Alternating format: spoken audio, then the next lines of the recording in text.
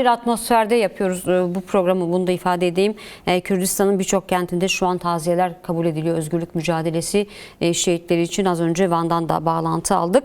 Tabii taziyeye katılanlar şunu ifade ediyor. Barışı olan inançlarına, Önder Apo'ya olan inançlarına aynı zamanda bir an önce daha somut adımları görmek istediklerini ifade ediyorlar. Dün kurul toplandı. Takip ve Değerlendirme Kurulu toplantı 3 saat sürdü. Toplantının sonucunda 4 aylık komisyonun kurulmasına karar verildi. Tabii size soralım, bu komisyonların işleyişi nasıl olacak süreçte? Bu komisyonlarda kimler yer alacak? Tabii ben de öncelikle taziyelerimi iletiyorum. Halkımızın başı sağ olsun. Bu süreçler aynı zamanda yaşanmamış yasların yaşanacağı süreçlerdir. Yani barış süreçleri bu bakımdan özellikle bu bakımdan da değerlendirilmelidir. Yas süreçleri yaşanacak ki acılar hafiflesin ve barışa olan inanç artsın. Hani bu bakımdan da bu taziyelerin gerçekleşiyor olmasının önemli olduğunu vurgulamak isterim. Şimdi bu yasa yürürlüğe girdi ve yasanın yürürlüğe girmesiyle birlikte Takip ve Değerlendirme Kurulu toplandı. Kurul üyelerine dikkat ederseniz aslında aynı zamanda hepsi Milli Güvenlik Kurulu üyeleri ve o kurula katılma hakkı olan üst düzey kamu görevlileri. Şimdi kurul tabii ki faaliyetlerini oluşturduğu komisyonlar vasıtasıyla yerine getirecek. Özellikle Silahsızlanma ve Strateji Komisyonu bu dönemde oldukça önemli bir işlev görecek. Çünkü bu komisyon çalışırsa Milli Güvenlik Kurulu ancak yayınlanabilir. Biliyorsunuz kanunun erteleme hükümlerinin uygulanabilmesi için Milli Güvenlik Kurulu kararıyla PKK'nın tamamen fes olduğunun ve silah bırakma sürecinin tamamlandığının tespiti ve teyidi gerekiyor. Bunu da tabii ki komisyonlar vasıtasıyla yerine getirecekler. Peki bu komisyonlar hani sordunuz ama biz detayları bilmiyoruz. Tahmin üzerine ancak. Evet.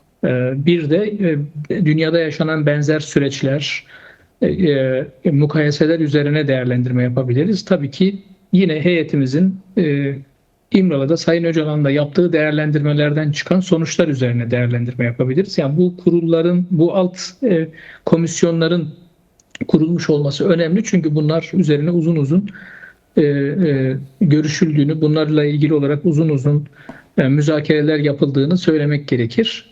Çünkü pratikte birçok şey ancak komisyonların çalışmasıyla hayata geçebilir. İşte tam da burada Silahsızlanma ve Strateji komisyonun faaliyetleri önemli çünkü aynı zamanda bu komisyonun Sayın Öcalan'la da çalışması gerekiyor.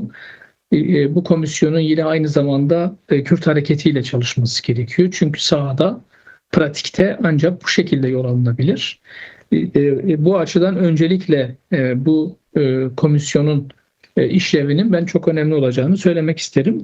Bununla beraber şimdi izleme ve takip, yani süreç ilerledikçe mutlaka bu sürecin yakından sahada sorun yaşanmaması bakımından izlenmesi ve takip edilmesi gerekiyor. Bu açıdan da komisyonun kurulması önemli.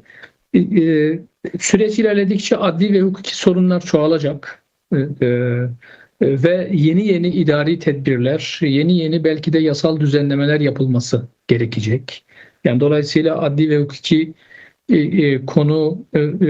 komisyonu önemli çünkü birçok eksiklik var zaten. Hani başta da biz tespit etmiştik, muhataplarımıza iletmiştik.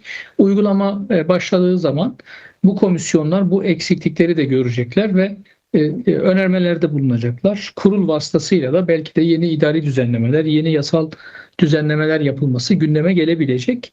Bu yasanın en önemli eksiklerinden bir tanesi demokratik entegrasyona dair hükümlerdi. Komisyonlardan bir tanesi Sosyal Uyum ve Bütünleşme, Toplumsal Bütünleşme Komisyonu. Şimdilik anladığım kadarıyla hazırlık belki yapabilir bu komisyon. Çünkü demokratik entegrasyonun gerçekleşebilmesi için çok daha ciddi tedbirler alınması gerekiyor. Bazı yasal düzenlemelerin yapılması gündeme gelebilir. Bu bakımdan da bu komisyonun yapacağı çalışmaların hazırlık çalışmaları olması veya sahada bazı pratik sorunların aşılması gibi, işte örneğin hapishanelerden tahliyeler oluyor. Şu anda biliyorsunuz 30 yıl dolduranlar, 32, 33 yıl, 34 yılını dolduranlar tahliye ediliyor. Ciddi sağlık sorunları var. Yani bu Evet. şu ana kadar bu sorunların hükümet tarafından bir mevzuata bağlanması gerekiyordu. Bunu defalarca ifade ettik. Siz çünkü 20 yıldan fazla süreli tuttuğunuz zaman o kişinin vücudunda artık kronik sağlık sorunları belirmeye başlayacaktır ve devlet olarak da bu konuda gerekli sağlıkla ilgili tedbirleri almanız gerekiyor. Tedavileri üstlenmeniz gerekiyor. Ya bu konuda söylenebilecek çok şey var. Çünkü Evet. demokratik entegrasyon aynı zamanda gelecek olan silahlarını bırakıp gelecek olan insanların toplumsal bütünleşme anlamında istihdamlarını, sosyal güvencelerini, kişisel güvenliklerini, birçok konuyu ilgilendiriyor. Bunlarla ilgili de yapılması gereken çok ciddi idari ve yasal düzenlemeler olacağını belirtmek isterim. Peki Ya bundan ana sonra hatlarıyla hani bunları söylemek gerekiyor. Komisyonlar tabii ki kimlerle çalışacak, nasıl çalışacak, hani o detayları bilmiyoruz ama her halükarda Silahsızlanma ve Strateji Komisyonu'nun mutlaka ve mutlaka Sayın Öcalan'la çalışmasının gereklilik olduğunu, zorunluluk olduğunu da belirtmek gerekiyor. Çünkü eşyanın tabiatı böyle.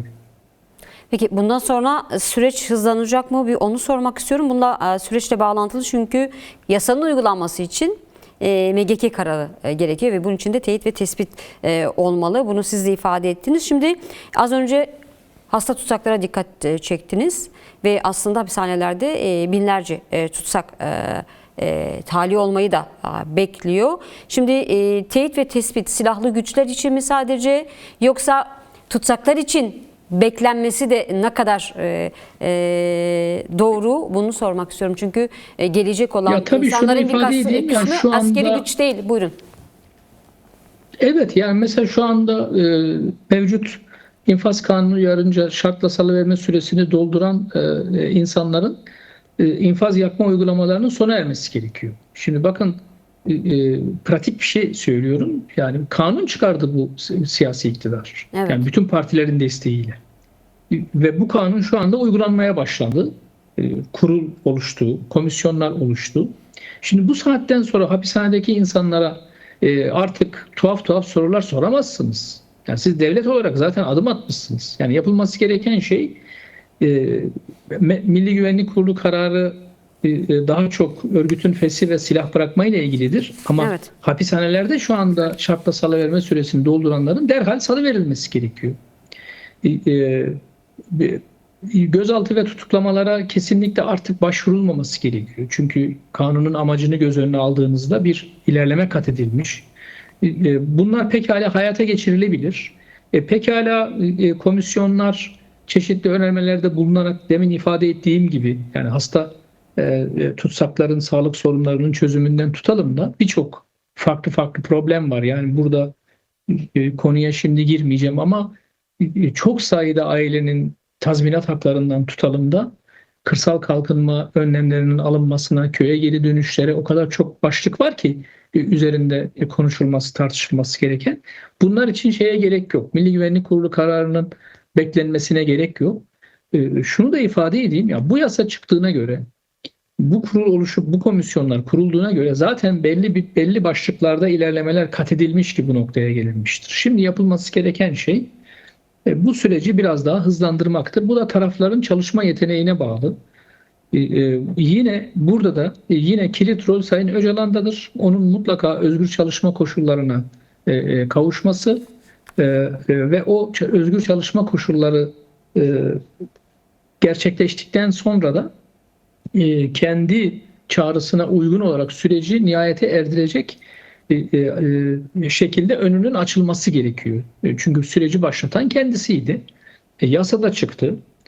Kurul da oluştu, komisyonlar da oluştu. Komisyonlar doğal olarak Sayın Öcalan'la çalışacaklar. Bu durumda bunu yapmanın yolunun ben buradan geçtiğini düşünüyorum. Ve o zaman süreç elbette ki biraz daha hızlı ilerleyecektir ama Milli Güvenlik Kurulu kararı uygulanmadan önce de yapılması gereken çok konu var. işte örneğin kayyum uygulamaları Evet. açığa almalar uzatılmayarak, hani 2 ayda bir biliyorsunuz, uzatılmayarak pekala görevlerine iade edilebilirler. İşte örneğin barış akademisyenlerinin bekleyen dosyaları, yani barış akademisyeni KYK'lıların bekleyen dosyaları pekala hızlı sonuçlandırılabilir. Görevlerine iade edilebilirler. Pasaport tahtitleri kaldırılabilir. Yurt dışı çıkış yasakları kaldırılabilir. Çok sayıda gizli soruşturma dosyası var. Bunların birçoğu, yani çok büyük bir kısmı ifade özgürlüğünü ilgilendiren konular. Bunların hepsi gözden geçirilebilir. Yani çok ciddi hazırlıklar yapılıp Milli Güvenlik Kurulu kararı yayınlandığı aşamada işler en aza indirilebilir. Bu herkes bakımından da önemli. Tabii burada iş kelimesini kullandım. Devlet bürokrasisi bunu iş olarak görüyorsa şimdiden çalışmaya başlamalı. Ama bu insanların özgürlüğünü ilgilendiriyor.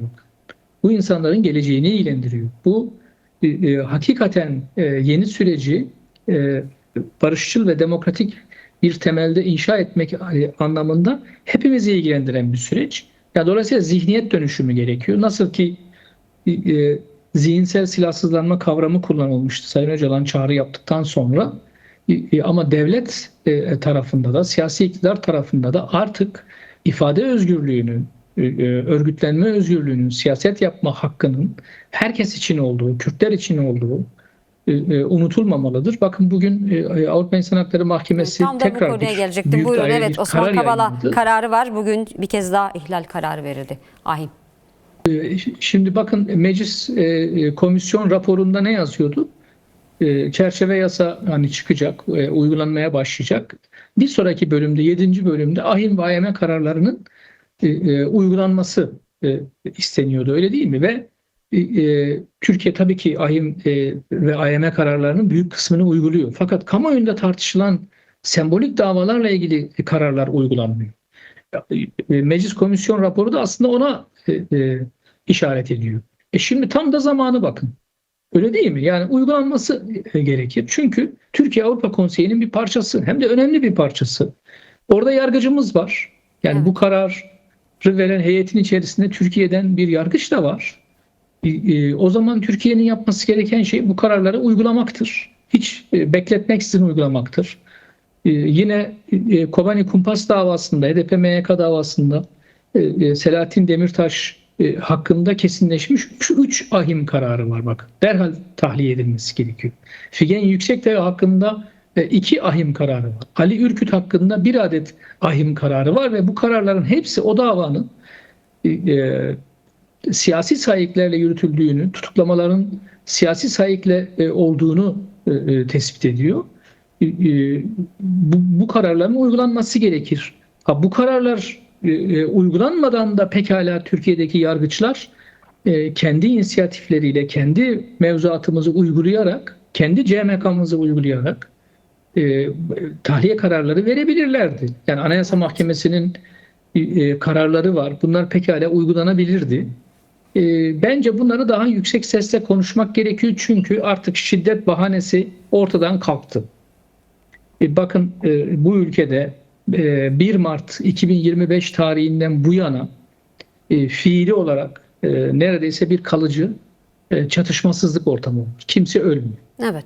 Yani dolayısıyla bu çok kıymetli bir durumdur. Bir yeni aşamaya girdik yasayla birlikte. O halde artık demokratikleşmenin gerekli olduğunu da, yani negatif barıştan pozitif barışa geçiyoruz. Pozitif barışa geçişle birlikte de hızlı bir demokratikleşmeye ihtiyacımız olduğunu, bunun da ortak bileşkesinin adalet olduğunu unutmamak gerekir. Çünkü adalet aynı zamanda barış sürecinin gelişimi için de gereklidir. Biraz önce annemiz bu yayından önce konuşuyordu televizyonumuzda. Yani o anneyi ancak adalet duygusu, hani bizim onarıcı adalet dediğimiz adalet yöntemleri vardır. O duygu ayakta tutabilir. O hissiyat ayakta tutabilir. O nedenle bence adalet noktasında da iktidarın mutlaka ve mutlaka adım atması gerekiyor.